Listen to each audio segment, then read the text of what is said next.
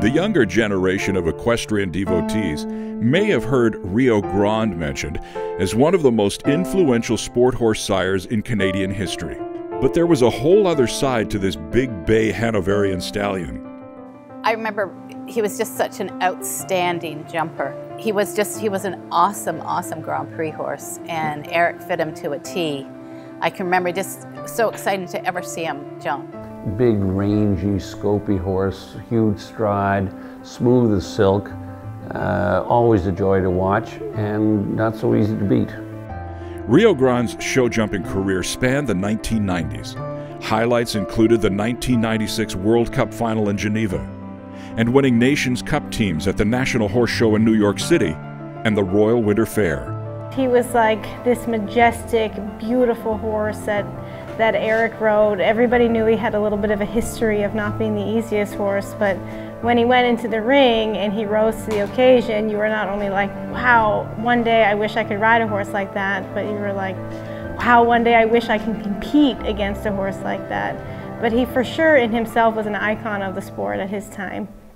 After a brilliant career, Rio Grande retired from competition in 2001. He quickly earned a reputation as a prolific sire of show jumping, hunter, dressage, and eventing sport horses. It's really neat when you see a horse like Rio Grande and he has all that scope, and then you see the scope being the all the power and the range and the ability to jump. And every Rio Grande I've seen, I can't say that I knew them for what color they were. They might be, that you didn't know it was Rio Grande's baby, unless it was colored like him and it jumped like him. But I would say you noted that they all had a range and an ability to reach, and all is maybe too big a word for breeding, that they all get everything, but I would say he threw that power, and what a nice thing for Canada and for the sport. Rio Grande's offspring helped W. Charlotte Farms earn the USEF nod as Hunter Breeder of the Year for 3 straight years. You can pick a Rio out from anywhere, mostly just based on coloring and movement. If I see a hunter that's got a lot of chrome on it, white legs, I automatically ask, is that a Rio? He stamped his offspring in both the quality and in the performance.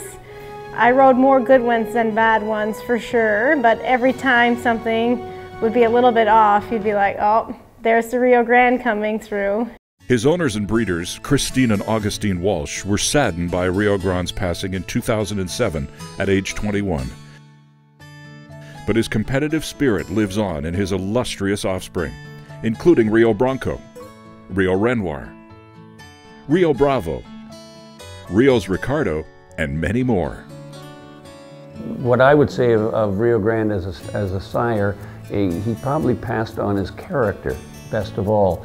And the reason I say that is his most successful offspring are hunters, and one of the most important characteristics of a hunter is a good character. And a lovely, easy disposition, the technique that goes with that, the beautiful flowing gallop. But it's like the outer beauty comes from the inner beauty, and that horse had a beautiful mind.